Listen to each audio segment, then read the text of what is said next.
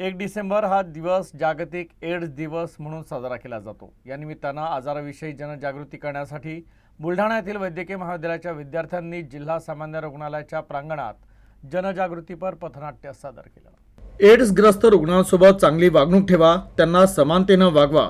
AIDS हा सोबत राहिल्यानं, बोलल्यानं किंवा सोबत जेवल्यानं होत नाही, तर असुरक्षित लैंगिक संबंध ठेवल्यानं होतो।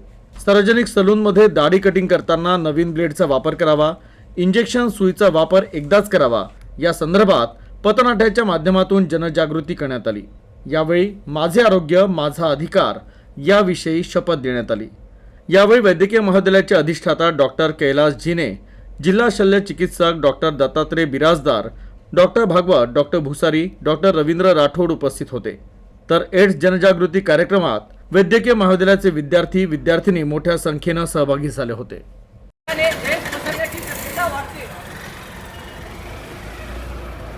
एक सुई अनेक लोकांनी वापरल्याने एड्स होण्याची शक्यता वाढते। सोबत बसून जेवल्याने एड्स पसरत नाही। आईपासून बाळाला एड्स होण्याची शक्यता असते।